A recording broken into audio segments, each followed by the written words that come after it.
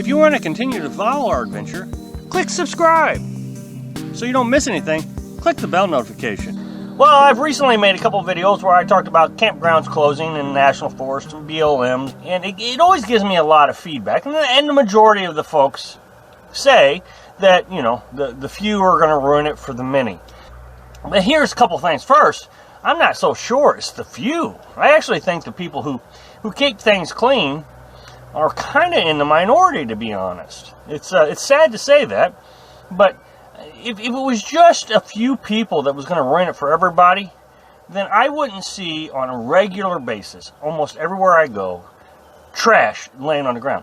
And I think what it is a lot of folks get out there and they're by themselves, and, you know, they drop a piece of trash here, you know, leave a piece of bag over here or whatever, and eventually it just adds up, and it doesn't take long before it's just a big mess. Down in Florida, I've talked about this place a lot, you know, because I stayed there the whole season, had a season pass. I was always cleaning the place up. I would clean the bathrooms, and, well, about 100 yards away from the campground was a little fishing spot. The first day I got there, I noticed all the trash over there, so I don't know, 2 or 3 days later, I went over there, picked up the trash, and I figured, okay, you know, this should last weeks without any more trash. And within a couple days, another group of fishermen went over there and dumped more trash. So it happens all the time. Just the other day, I was at a conservation area, and I backed up, and there was a plastic fork laying on the ground. It's just one piece of trash, but fortunately, conservation areas aren't like national forests. They don't get a lot of traffic, so, you know, it's a fork. But if it had 10 or 20 people dropping a piece of trash, it adds up and looks really bad. There at the Florida National Forest, you know, I was on they have a trail, and somebody went to the bathroom next to the trail. Well, instead of using toilet paper like most people, they used a t-shirt.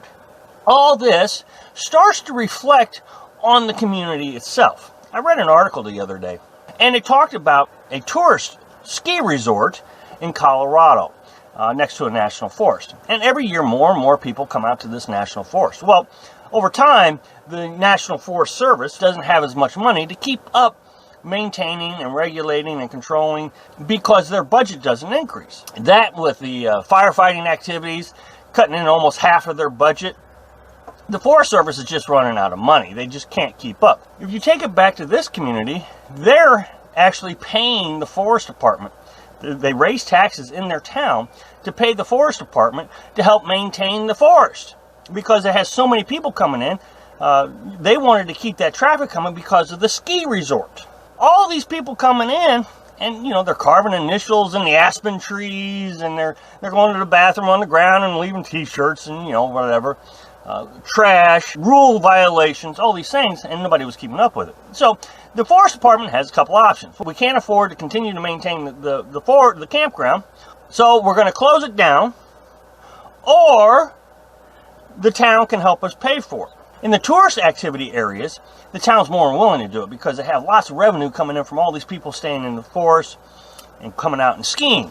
But when you get into a smaller town or area or rural area, the townspeople don't want anything to do with it. You know, they just want pristine area.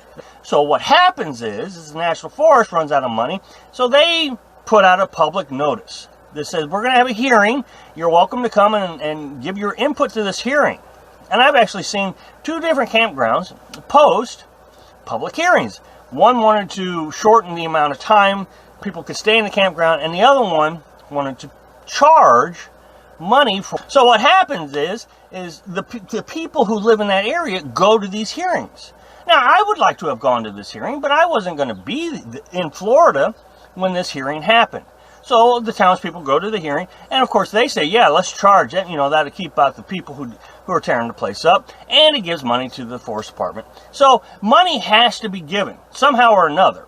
And the way Florida is going to handle it, the National Forest in Florida, is they're going to raise rates or start charging for something that used to be free. Whereas Colorado is going to handle it is the town is going to chip in and help the Forest Service do it. But it all comes down to money, because I keep hearing people keep saying, well, it's free and I pay for it through my tax dollars, which is true.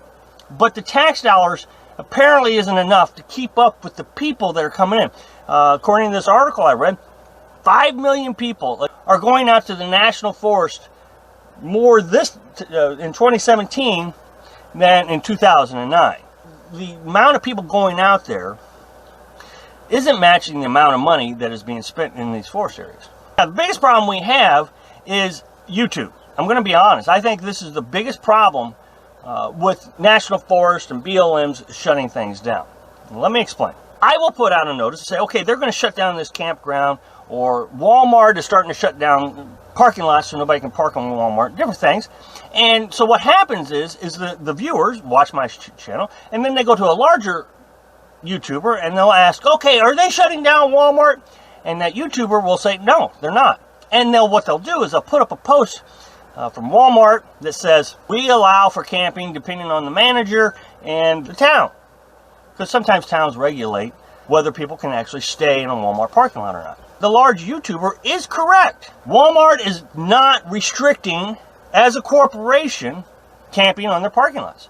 But what they're not saying is individual towns and individual Walmarts are restricting more and more and more because of the influx of people. Look, Walmart can't just put out a note and say, okay, we're going to end camping. They can't, because that would be a PR, public relations nightmare. But if an individual town or an individual manager shuts it down, it doesn't make the news. Same thing's going on with the National Forest and the BLM. They can't come out and say, okay, we're going to just stop camping, or we're going to start charging for camping. They can't do it because it would be a PR nightmare. I mean, 5 million people would be just beating down their doors. Elections would be lost. It would be terrible. But what they can do is put out individual notices, which is what they're doing, and which is what I am trying to show you, is these individual notices saying, okay, we're shutting down this campground, and here's why. And the townspeople are like, yeah, we need that because this is getting terrible. It is vitally important that when nobody's looking, you pick up your trash.